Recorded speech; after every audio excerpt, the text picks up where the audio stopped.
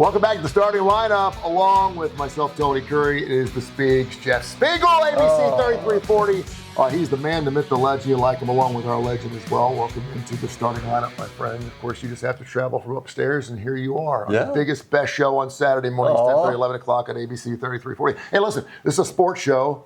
You're the sportsman, so we're just happy to be riding your coattails. Welcome in. Well, thank you so much. I'm a big fan of yours, Tony. You know, I grew up a big radio guy. I grew up on Kicks 106. Yes. Wow. Q104. Yes. Rock 99. You did the I-95 days? Yeah, when they were down the south side? Well, we'll say you look taller than you do on radio.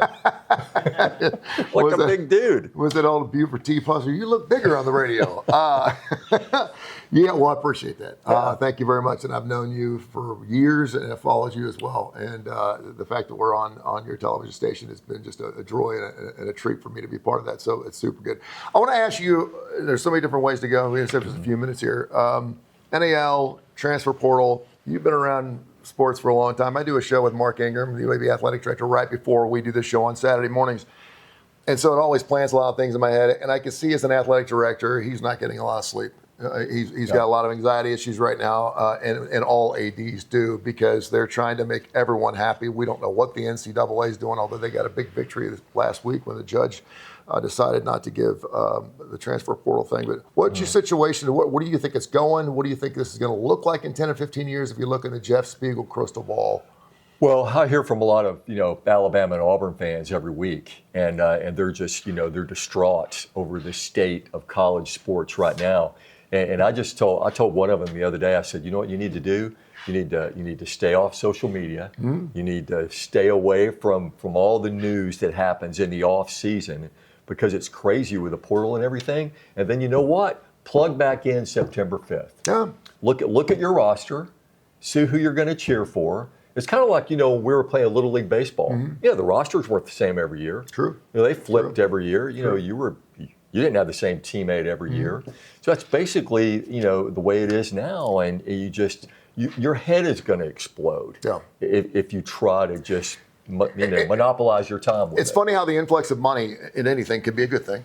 And in sports, not necessarily. I remember NASCAR. I always remember the NASCAR by what kind of car they were driving. Not so much Ford or Chevy, but I wanted to know who was on the hood of the car. And when they started switching things, switching teams, switching owners and stuff, I had a hard time keeping track of it. I think that's kind of where I fell off NASCAR a little bit. I'm not silly enough to think that baseball players or NFL players are going to be playing for the same teams their entire lives anymore, although I love that loyal standpoint. Talk about the loyalty and where this is, because now we got guys wanting 8 years of eligibility, but the coaches don't seem to be caring a whole lot with like a Lane Kiffin going to a 7th program in 18 years. Well, if you're a fan, you have to accept the fact that you're going to be loyal to the brand, but the athlete is not. The athlete is going to go where the opportunities are. Now, guys like Ty Simpson are different. That's a different cat right there. Because he grew up, he wanted to play for Alabama, and he played for Alabama. He was tempted by Tennessee and Miami. They threw all that money at him to keep him from going to the NFL draft. And he said, no, man, I'm Bama all the way. And I couldn't think about playing for another school. But you have to accept the fact that a lot of guys aren't like that. You're going to have situations like in the offseason where the running back from North Carolina State, committed to Alabama, enrolled in classes, and then what do you know? He's going to Texas. That's going to happen every year. Yeah, it's going to happen multiple times every year. And the good thing is, if you're one of those big schools in an SEC or a Big Ten, chances are you will have some pockets to pay this play. Bediako's situation, real quick. What's your thoughts on how that went down? He played 5 games. I think they went 3-2 with him. I don't think the committee is going to look at that and vacate those wins by any stretch. But what were your thoughts on him playing for Alabama and then being booed back out again? Well, a lot of coaches had an issue with it. There are a lot of pro basketball players playing college right now. Virginia's got one. Auburn's got one. A bunch of people have them, right? The difference is that they had not played college basketball before. They went into the pros or whatever. So the Bediako situation was unique. I didn't think he had a chance to win that. I thought the NCAA was going to win that all the way. And so, but the NCAA, is getting sued left and right. Trinidad Chambliss and all that. So that's not going to end either. So the NCAA is going to have to fight this, an eligibility thing, like many, many, many times. And let's remember, the NCAA was created by whom? by the schools themselves. Okay, the schools themselves created the NCAA, and now there seems to be some type of infighting going on, and of course lawsuits are going to be something that we're going to see every week. And Tony, I'll tell you what this has done, what the transfer portal and what NIL has done is that it's increased the demand on these athletes to perform. Sure. That's why people were in an outrage when Alabama lost 38-3 to Indiana. It's like, I'm paying for this? Yeah, exactly. I'm paying for that? Yeah. And it used to be you could go, come on, they're kids. They're not kids anymore. No. It used to be the PSL and what you're going to spend at the Victory Lounge or whatever. Now it goes much deeper than that for sure. Jeff Spiegel, ABC 3340, real quick. We got 2 minutes. March Madness, Alabama right now, I think bracketology about a 4 seed. Like They're playing 4. pretty good with the Bediako thing situation. I don't think that hurt them a whole lot. Maybe got a couple players off the bench saying, listen, I want my spot back. I'm taking it. And it looks like they're playing pretty well right now. Start with Alabama. Did you see that Arkansas game? I did. Holy smokes. 117-115, double overtime. Alabama is so skilled offensively. They got so many guys that can score the basketball. The problem for Alabama is going to be defensively. Defensively in the NCAA tournament, you got to bring it night in and night out. They may be able to get past the first round by out shooting people, but eventually they're going to have to defend.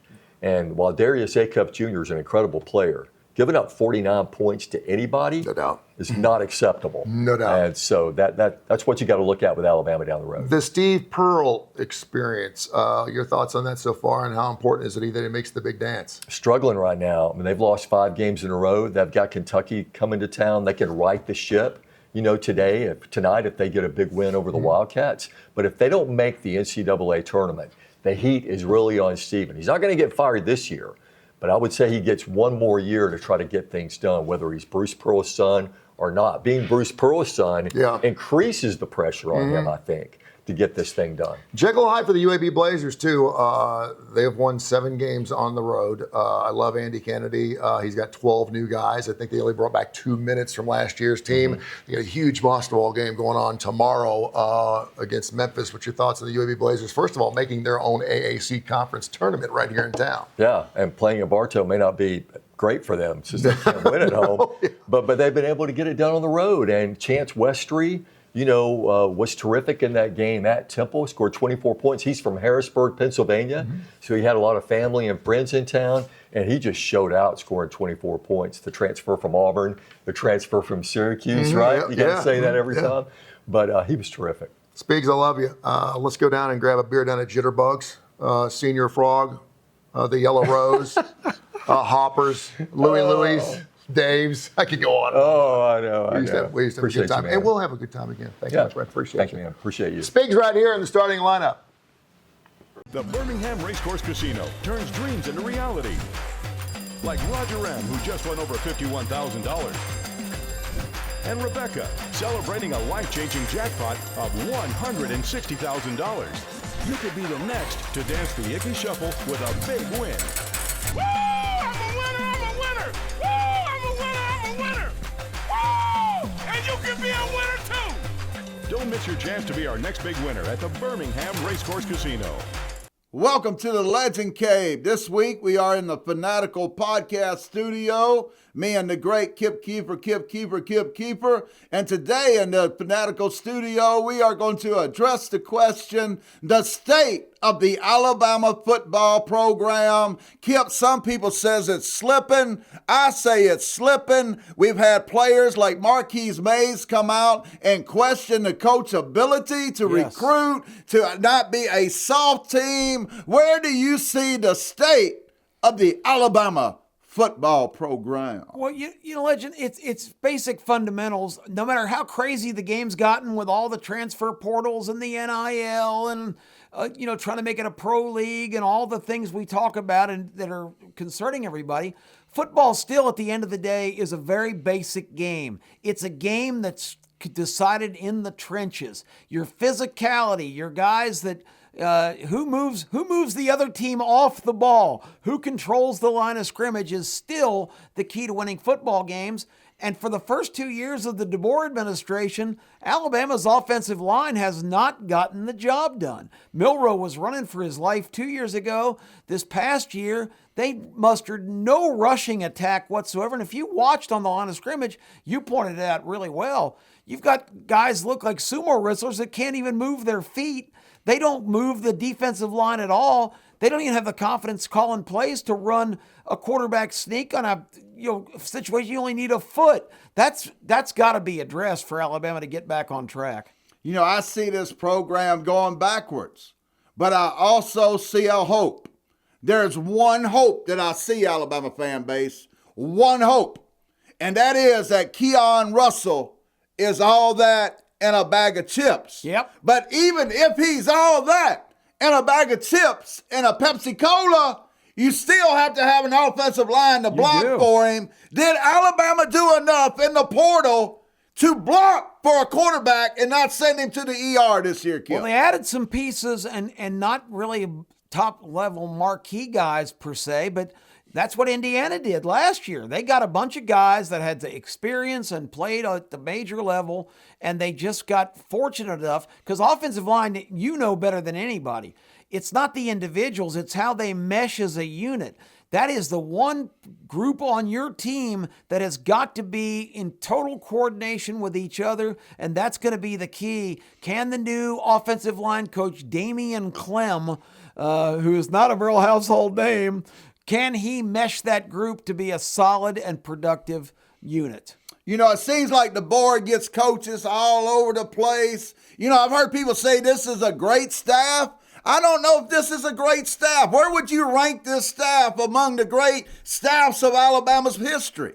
Saban was able to move in some pieces at times and had to kind of mix and match. So, I think the resumes of most of the staff is good. I think Kane Womack has done a pretty good job with the defense. I know, there's some tweaks that I would make. But overall, I think they've got the right guys. I don't think Ryan Grubb is as bad as he was made to look last year. But I don't care if you're an offensive coordinator or a quarterback, you're not going to be effective if you can't run the football. The state of the program, ladies and gentlemen, is in disarray, and it has to be corrected. Greg Byrne, 2 or 3 more years without a championship will not be accepted in the Alabama Crimson Tide. Hey, remember it's just a game. Don't be like the Fanaticals. Sports insane. Hey, it's Case Keefer back again for another edition of the Vegas Heaters as part of the starting lineup. I am a longtime sports bettor, sports betting writer, along with sports editor for Greenspun Media Group, which includes Las Vegas Sun and Las Vegas Weekly. Still kind of a slow time on the sports betting calendar, and therefore the sports betting scene here in Las Vegas. Now, of course, the Winter Olympics still going on, about to wrap up, and some people really dive into the Olympics. There are some places where you can get some decent bets. There are opportunities there. It's just something I've never really totally been motivated to do, especially in the Winter Olympics where I don't understand a whole lot of the sports. I know if you read my column, I did suggest USA to win the gold medal in men's hockey, and I guess we'll get there later this weekend. I'm actually recording before the semifinal game, so hopefully the Americans even got there. I know them and Canada survive a scare in the quarterfinals, so I guess I will be rooting for USA, but otherwise, waiting for the Olympics to get over, the NHL to get back in section, waiting for the NBA now to kind of get full back in swing after the All-Star game, and of course, March Madness coming soon. First of all, in college basketball today, a lot of times it's hard to talk about these Saturday games. I know sometimes I try to project forward because lines aren't typically up a long time ahead, but that is all swept away today. I can never remember this before. This is midweek that I'm talking to you right now when I'm recording this segment, and there are already 2 lines that are pretty widely available with Michigan at Duke and Arizona at Houston.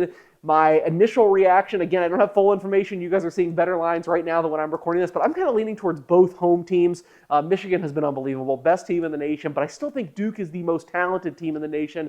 Michigan went to Purdue, absolutely pounded them on Tuesday night. Now, I bet Purdue +3 when I got there, and that game obviously had no chance, but now you can find Duke at +3, at least here on the opening line. I think Duke is a step above Purdue. I think Duke is a step above absolutely everybody except for Michigan. You give me 3 with them at Cameron, I'm going to have to take it. So I'm going to go Duke +3 in that Big Ten ACC showdown. And the other game, I'm leaning towards Houston too, laying the points. I see it's 4.5 right now as I record. I'll lay the 4 with Houston. Koa Pete, of course, still hurt. I think that is a big deal for Arizona. You saw that kind of inhibit their chances of ultimately pulling out the game against Texas Tech at home, already coming off a loss to Kansas. And then even against BYU, I was surprised they closed an 11-point favorite. Didn't end up covering the number. I do think that is big. Houston loses at Iowa State earlier this week. I think that's going to make them way more locked in. I still don't necessarily think they were the worst team in that game. Blew a late 10-point lead, but I think Houston will be a little locked in here. No Koa Pete's big to me, but hey, I picked against Arizona all year in the segment. It hasn't served me too well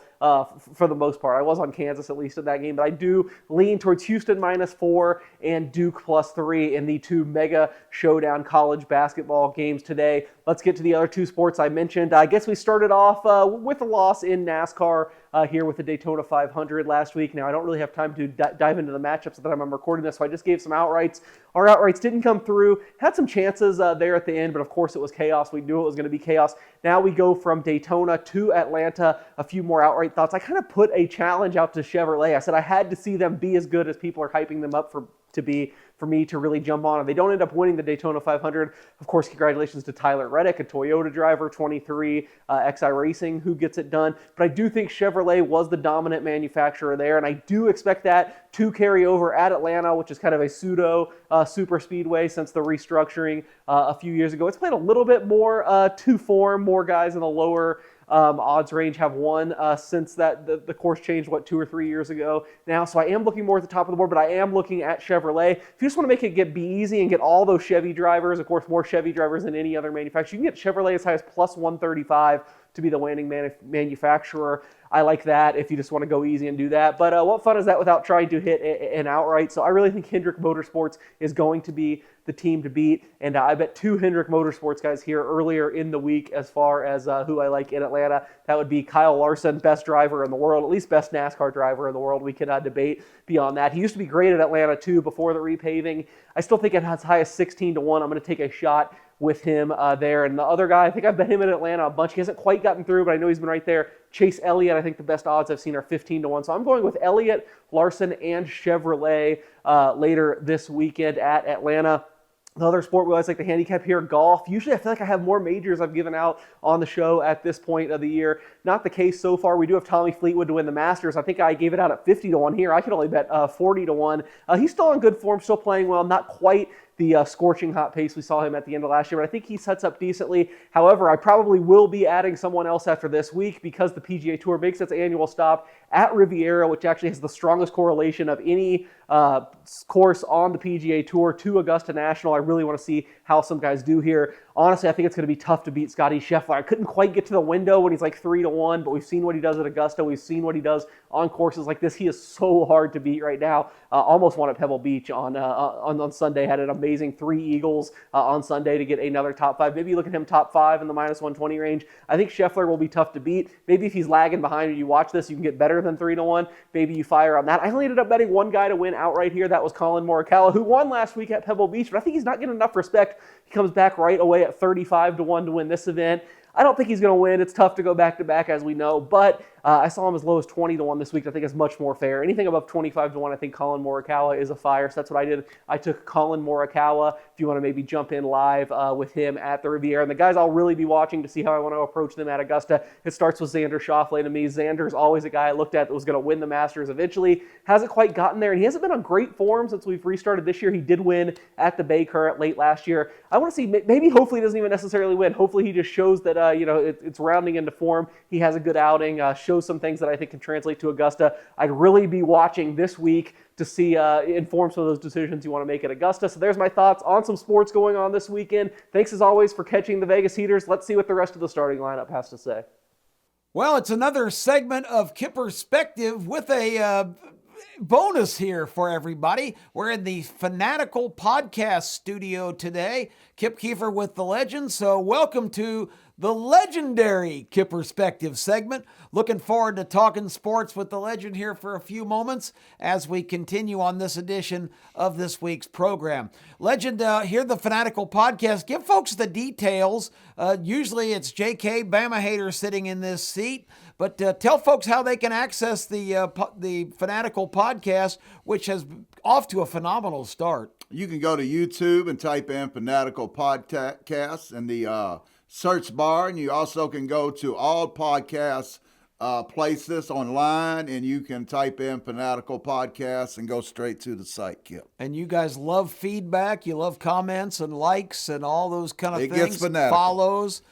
So get on board, folks. The Fanatical's great. You've got the ultimate Alabama fan and JK, the ultimate Alabama hater. What could be? It's a match made in heaven. It gets crazy. Let's talk about, as far as being crazy, Legend and I have some big plans here. We're shipping out pretty much after the show and heading to Florida for spring training baseball. I'm really excited. You've said you've never been down there for spring training. You are a huge Baltimore Orioles fans.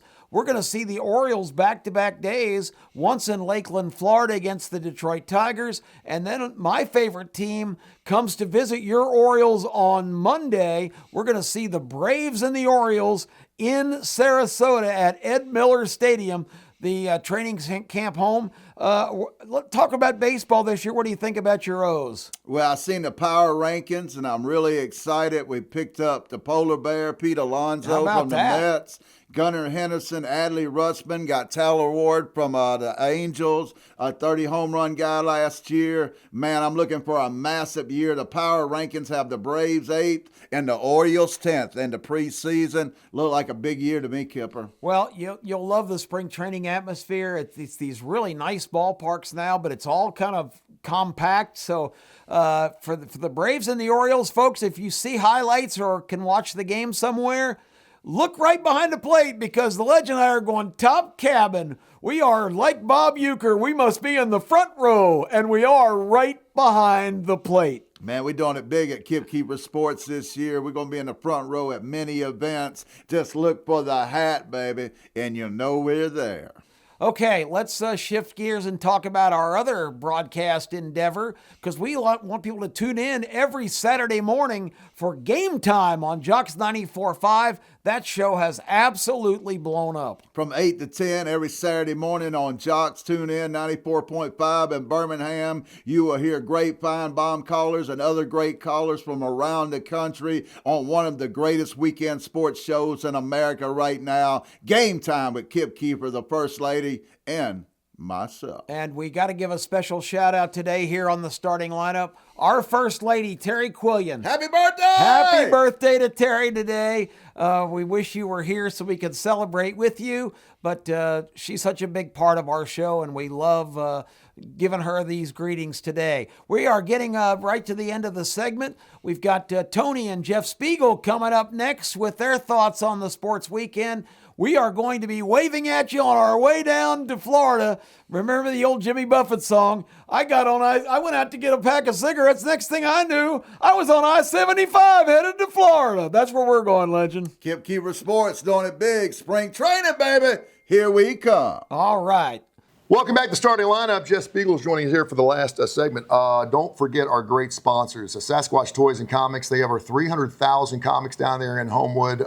Seth and his entire crew do a bang-up job. Any type of toy you're looking for, obviously around the holidays, they were slamming. But they got stuff, Legos, Battlestar Galactica, Star Wars stuff from the 70s, not even open in the box.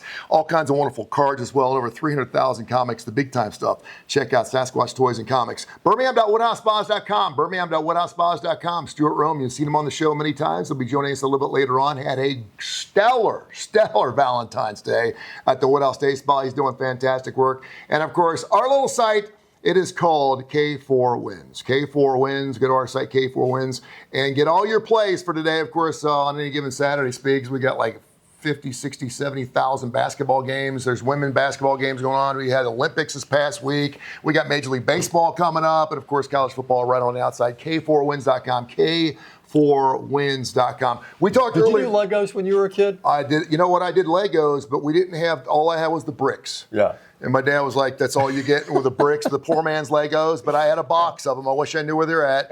And I would just build abstract art. Right. Like stairs until it broke. But as far as in buildings and faces and stuff like that, no, Legos have got it crazy. Yeah. I saw on Pawn Stars the other night a Lego that went for $127,000.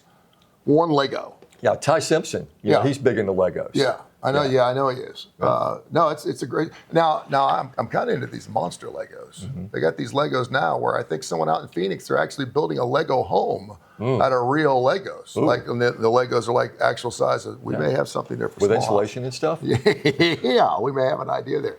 So answer me this. Mm-hmm. We were talking about the NIL and transfer portals and everything else. And by the way, I think the transfer portal is fine. I think that's great. I do think they need to step it back. You can transfer once and play immediately. Not again and again and again and again and again. How far down do you think the money trickles down? It's already in college. Mm-hmm. Forget about the $500 handshake. Now we can do it openly. High school's next. Oh no, please no. Well, it's got we got hoops going. It's got to, right? Yeah. Well, we already have parents divorcing or moving into different parts of town so their kid can go to a particular school. We know that works. Sure. Sure. Tell me the money's next. Yeah, probably so. And that would be that would just ruin it for me. I mean, because high school sports is really the only genuine thing, we have left that has not been totally infected. And see, that's the part I loved about college, the innocence. Mm-hmm. Listen, I know players have been getting paid for years. I get that. But that innocent value, the fact that they were supposed to be going to college for school first and the student was first, athlete second. I always took umbrage in that, call me, naive, whatever. I always loved that loyalty towards our schools there. And now that's just out the window. It just doesn't matter anymore. Well, someone asked me the other day, give me a high school football game to go to on a Friday. Mm-hmm. Tell me a place to go to where I can see some good high school football. And I said, well, Thompson's really good. Hoover's really good. She said, no, I'm not talking about those guys that are like D1 prospects and, the NIL guys of the future, maybe. I said, well, you need to go to Piedmont. You need to go to Piedmont. They're right outside of Jacksonville. Mm-hmm. And the kids are just playing it indeed for the love of the game. Biggest prospect they had last year was a receiver by the name of Raleigh Pinto, committed to Jack State. Now, all his life, he wanted to go to Jack State. And so he's living the dream, man. Yeah. And so I said, that's where you need to go. Because they, you know what their field is called? What's that? The Field of Champions. They've won a ton of championships there, the Piedmont Bulldogs. It's not being sold. Yeah. Well, I mean, what do we expect when we start seeing Little League World Series on ESPN in primetime? I mean, it's just I remember when they used to scroll some of the high school scores on the bottom, and it bothered me. Because I'm like, what do we got high school scores in the bottom of ESPN for? And now, I mean, forget about it. I mean, if it's going to bring numbers, it's going to bring your numbers. It's going to go. Mm-hmm. What's going on at ABC 3340? How long have you been here? 30 years. This is my 30th year in Birmingham. I made it 30 years in terrestrial radio until I went off and did my own thing. And now I'm doing television with you. So go figure. I know.